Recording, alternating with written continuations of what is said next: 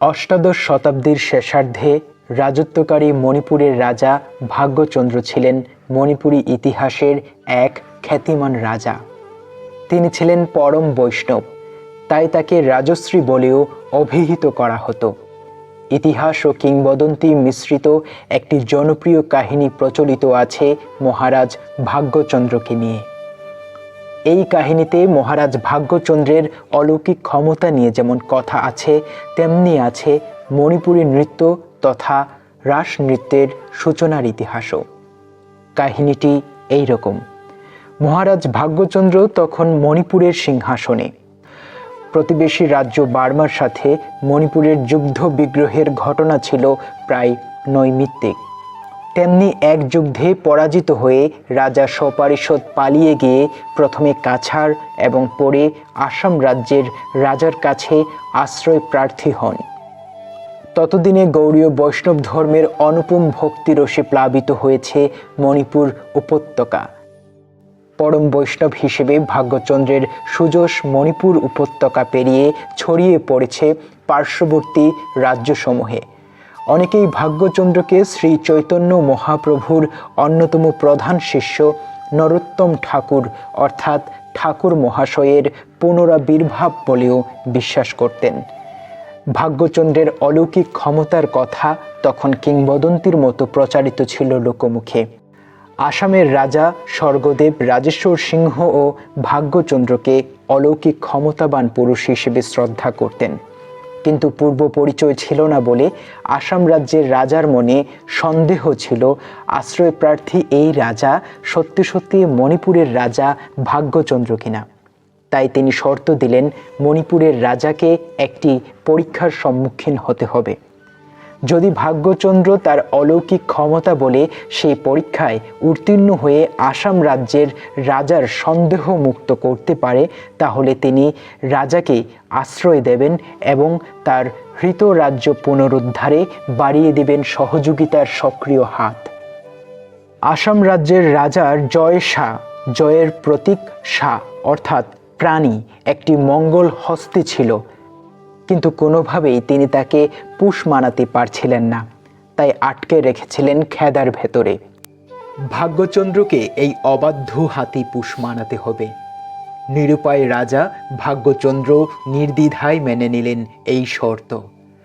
রাত্রে সবাই যখন নিদ্রার অটল গহ্বরে, তিনি তখন একাগ্রচিত্তে ধ্যানমগ্ন হলেন প্রভু শ্রীকৃষ্ণের। হৃদয়ের সমস্ত আকুলতা ঢেলে প্রার্থনা জানালেন প্রভুর কাছে। নিজের জন্য নয়, দেশের জন্য, জাতির জন্য আমাকে এই বিপদ থেকে উদ্ধার করো প্রভু। ভক্ত বৎসল ঈশ্বর কি উপেক্ষা করতে পারেন প্রিয় ভক্তের এই আকুল আহ্বান? তাই রাজাকে শেষ রাত্রের স্বপ্নে দেখা দিলেন শ্রীকৃষ্ণ। বললেন, ভয় করো না বৎস, কাল ভোরে আমার পূজায় যে মালা নিবেদন তুমি করবে সেই নির্মাল্য নিয়ে যেও। হস্তি পৃষ্ঠে আমাকে আসীন দেখবে, সেই মালা তুমি আমাকে পরিয়ে দিও। দেখবে মত্ত হস্তি তোমার সামনে নতজানু হয়ে অভিবাদন জানাচ্ছে। তবে একটি কথা, দেশে ফিরে গিয়ে মন্দিরে প্রতিষ্ঠা করবে আমার মূর্তি এবং নিবেদন করবে রাস নৃত্য। ভোর হতেই লোকে লোকারণ্য হয়ে গেল নির্ধারিত স্থান। আসাম রাজ্যের রাজা পারিষদবর্গ নিয়ে বসেছেন নিরাপদ স্থানে। সবার চোখে মুখে উৎসুকের বিদ্যুৎ শিহরণ। সেই মুহূর্তে ভক্তিভাবে আপ্লুত রাজা ভাগ্যচন্দ্র ধীর পায়ে প্রবেশ করলেন সংরক্ষিত এলাকায়। হাতে তার একটি তুলসীমালা। দৃঢ়পদে তিনি এগিয়ে এলেন মত্ত হস্তির দিকে। কিন্তু কোথায় হাতি? তিনি তো কোনো হাতি দেখছেন না। তার দৃষ্টির সীমানায় কেবল শ্রীকৃষ্ণ হস্তি পৃষ্ঠে আসেন তার পরম আরাধ্য প্রভু বংশীধারী শ্রীকৃষ্ণ মুরারি। মত্ত হস্তি নতজানু হল রাজার সামনে। রাজা শ্রীকৃষ্ণকে পরিয়ে দিলেন তার হাতের মালা। তারপর প্রভুর আহ্বানে প্রিয় ভক্ত আরোহণ করলেন হস্তি পৃষ্ঠে। শান্ত সমাহিত হাতি রাজাকে নিয়ে ধীর পায়ে প্রদক্ষিণ করলেন সমবেত সহস্র জনতার বিস্ময় বিমুগ্ধ দৃষ্টির প্রান্তরে। আসাম রাজা ও সমবেত জনতার কেউই শ্রীকৃষ্ণকে দেখলেন না। শুধু দেখলেন রাজা ভাগ্যচন্দ্রের সামনে নতজানু হয়ে বশ্যতা স্বীকার করছে মত্তহস্তি, আর রাজাকে পিঠে নিয়ে শান্ত সুবোধ ভঙ্গিতে হেঁটে যাচ্ছে সবার সম্মুখ দিয়ে। রাজা ভাগ্যচন্দ্রের জয়ধ্বনিতে মুখরিত হল ডিঙ্গমণ্ডল। আসাম রাজ্যের রাজার সাথে ভাগ্যচন্দ্রের বন্ধুত্ব স্থাপিত হলো এবং এই মুহূর্তকে স্মরণীয় করে রাখার জন্য আসাম রাজা স্বর্গদেব রাজেশ্বর সিংহ জয় সায়ের জয় এবং তার নিজের নামের সিংহ নিয়ে ভাগ্যচন্দ্রের নতুন নামকরণ করেন জয় সিংহ। ক্রমে ক্রমে মণিপুরীরা ব্যবহার করতে শুরু করে এই সিংহ উপাধি এবং কালক্রমে তা মণিপুরীদের সর্বজনীন উপাধিতে পরিণত হয়। সিংহাসন পুনরুদ্ধারের পর রাজা ভাগ্যচন্দ্র ফিরে এলেন নিজ রাজ্যে। প্রজাশাসন নিয়ে ব্যস্ত রাজা ভুলে গেলেন স্বপ্নের কথা, প্রভু শ্রীকৃষ্ণকে প্রদত্ত প্রতিশ্রুতির কথা। একদিন স্বপ্নে রাজাকে আবার দেখা দিলেন শ্রীকৃষ্ণ, স্মরণ করিয়ে দিলেন তার পূর্ব প্রতিশ্রুতির কথা। লজ্জিত রাজা অবিলম্বে প্রতিষ্ঠা করলেন শ্রী গোবিন্দজির বিগ্রহ এবং নিবেদন করলেন রাস নৃত্যানুষ্ঠান।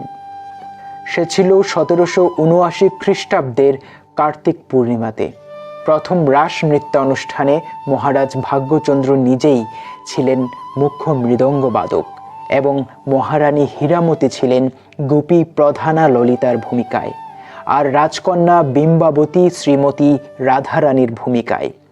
রাজকন্যা বিম্বাবতী রাধারানীর ভূমিকায় এত বেশি নিবিষ্ট চিত্ত হয়ে পড়েছিলেন যে পরবর্তীতে তিনি নিজেকে রাধারানী ছাড়া আর কিছুই ভাবতে পারেননি।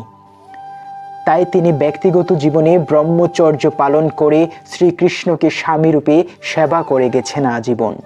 সে কারণেই তিনি দেবীর মর্যাদায় অভিষিক্ত হয়েছিলেন এবং মণিপুরীদের কাছে পরিচিত হয়েছিলেন সিজা লাইউইবি নামে, অর্থাৎ দেবী হয়ে যাওয়া রাজকন্যা নামে। রাস নৃত্যের পোশাক পরিকল্পনাও করেছিলেন মহারাজ ভাগ্যচন্দ্র। কথিত আছে রাস নৃত্যের বিভিন্ন পর্যায় এবং পোশাক পরিকল্পনাও নাকি রাজা স্বপ্নেই পেয়েছিলেন। ধন্যবাদ।